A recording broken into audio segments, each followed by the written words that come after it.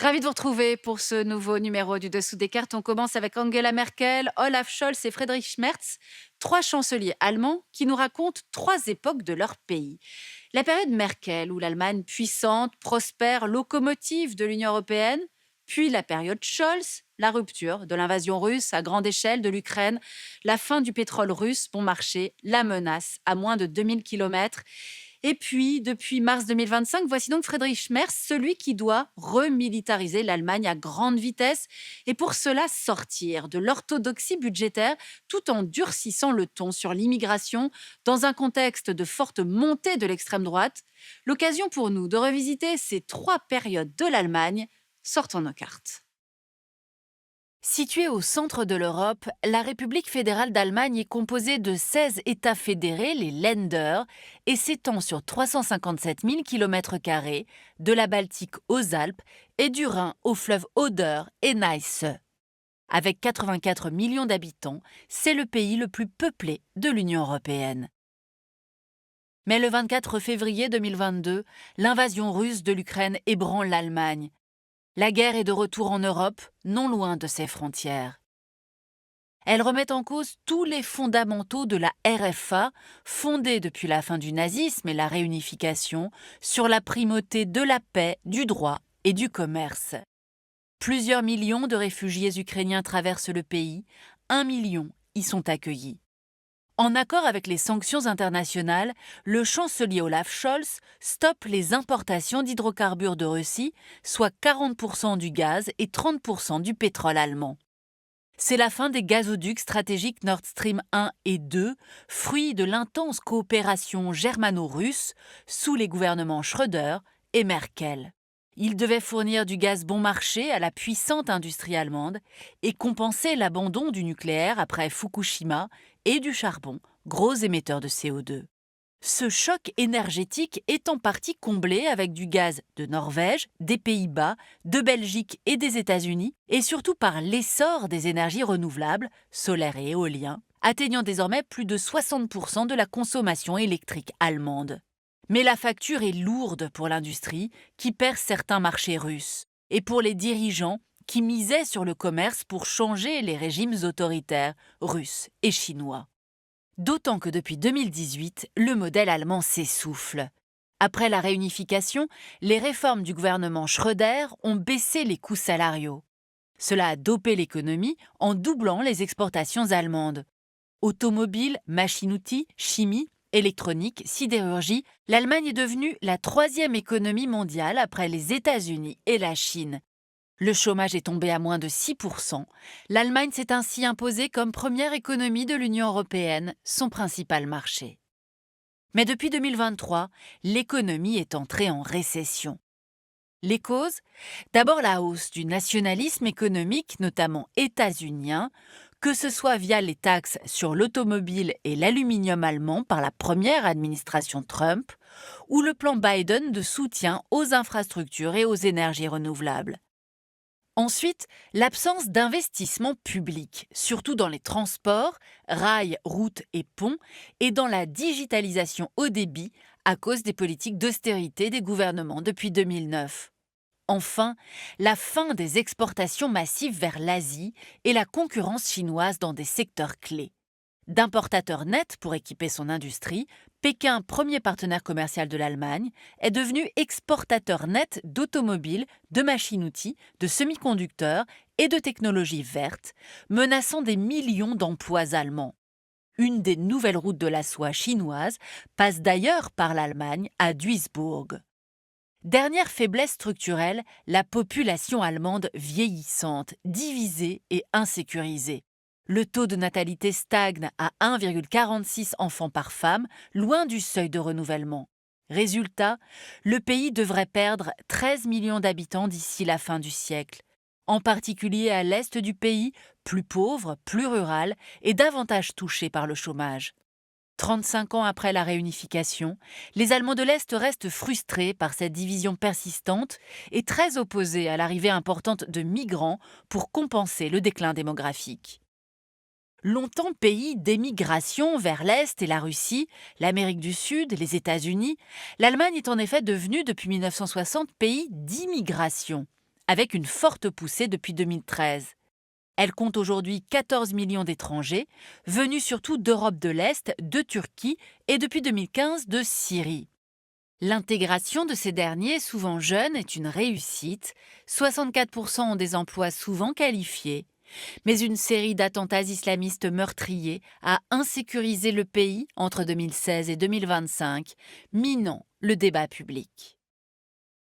La guerre en Ukraine marque, selon l'expression du chancelier Scholz, un changement d'époque, en allemand Zeitenwende.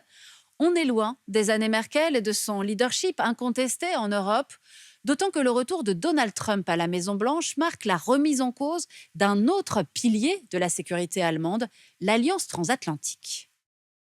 Tirant les leçons du nazisme, l'Allemagne, géant économique mais culturellement pacifiste, a longtemps privilégié une politique de retenue internationale.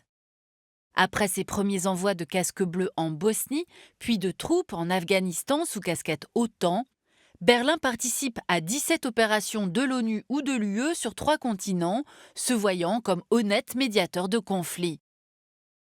Mais depuis 1955, Berlin a surtout misé sur Washington et sur l'Alliance atlantique pour assurer sa sécurité. D'où son soutien à toute épreuve aux États-Unis, exception faite de la guerre en Irak. Soutien qui lui évitait aussi de coûteuses dépenses militaires. Durant la guerre froide, celle-ci atteignait 2,9% du PIB allemand et 2,5% à la chute du mur. Mais en 2000, elles tombent à 1,35% seulement et ne dépasseront jamais 1,5% sous Angela Merkel. Début 2025, la Bundeswehr compte 182 900 soldats, soit moitié moins que les 370 000 prévus à la réunification. Le choc de la guerre en Ukraine a cependant obligé Berlin à une remilitarisation urgente, soutenue par toute la classe politique, à l'exception de l'extrême gauche et de l'extrême droite. Dès 2023, le budget de l'armée atteint 2% du PIB, plus 100 milliards d'euros d'un fonds spécial permettant l'achat de chasseurs F-35 états-uniens, mais aussi d'Eurofighter, de drones, de frégates et de sous-marins. Objectif déclaré du prochain gouvernement, investir massivement dans la défense pour redevenir, quoi qu'il en coûte, l'un des principaux garants de la sécurité en Europe. À terme, la Bundeswehr compterait 272 000 soldats et même 480 000 en cas de guerre. Preuve de cet engagement, fin 2023, Berlin a installé une brigade en Lituanie. D'ici 2027, 4 800 soldats y défendront le front est de l'OTAN et de l'UE. L'Allemagne fournit aussi la deuxième plus importante aide à l'Ukraine après les États-Unis, plus de 17 milliards. Car le retour de Donald Trump à la Maison-Blanche a fortement ébranlé le lien transatlantique. En 2019 déjà, Trump 1 avait accusé l'Allemagne de jouer, je cite, aux passagers clandestins et de profiter sans contrepartie de sa dissuasion nucléaire. Il avait alors menacé de retirer un quart des 38 000 GIs, notamment ceux basés à Ramstein, Stuttgart et Grafenwöhr. En février 2025, Trump 2 va plus loin. À la conférence de Munich sur la sécurité, les États-Unis déclarent abandonner la sécurité du continent aux Européens, un cauchemar pour Berlin. Longtemps, l'Allemagne s'est assurée de la protection nucléaire américaine en achetant toujours plus d'armes aux États-Unis. Mais désormais, Berlin souhaite renforcer la défense européenne, souhait de 3/4 des Allemands selon les sondages. Et début 2025, Paris a ouvert le débat pour étendre sa dissuasion nucléaire à l'Allemagne et à l'Europe.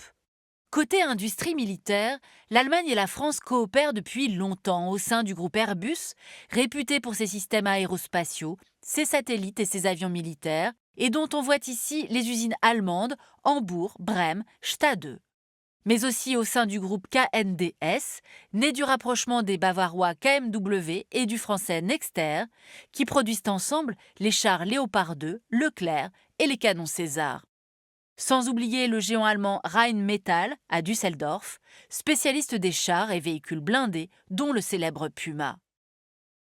Mais Berlin et Paris veulent encore renforcer leur partenariat, déjà unique au monde depuis les traités de l'Élysée et d'Aix-la-Chapelle, en développant les chars et avions de combat du futur. L'Allemagne mise aussi sur la Pologne, puissance militaire montante, Paris, Berlin, Varsovie, liés depuis 1991 par le triangle de Weimar. Sans oublier Bruxelles, l'UE demeurant au cœur de la politique étrangère allemande. Berlin reste en effet le premier contributeur de l'Union, dont elle a en grande partie modelé les institutions, banque centrale indépendante, basée à Francfort, et euro fort, copie du Deutschmark. L'actuelle présidente de la Commission, Ursula von der Leyen, est allemande, de même que le leader du plus grand groupe du Parlement européen, le PPE, Manfred Weber. Enfin, terminons sur ce nouveau phénomène politique en Allemagne, une extrême droite à plus de 20%, du jamais vu depuis la fin de la Seconde Guerre mondiale. Voici Alice Weidel, coprésidente de l'AfD, cultivant l'ambiguïté sur le nazisme. Elle a reçu, pendant la campagne des élections de février 2025, le soutien du vice-président américain J.D. Vance et celui d'Elon Musk. Pour aller plus loin, nous vous recommandons 2 ouvrages. Tout d'abord, cet atlas de l'Allemagne aux éditions Autrement par Michel Dessay. Et puis bien sûr, le grand historien du nazisme, Johann Chapoutot. Dans la collection Que sais-je, il publie cette histoire de l'Allemagne de 1806 à nos jours. Ainsi s'achève ce nouveau numéro du Dessous des cartes. Rendez-vous bien sûr la semaine prochaine, même endroit, même heure. À bientôt.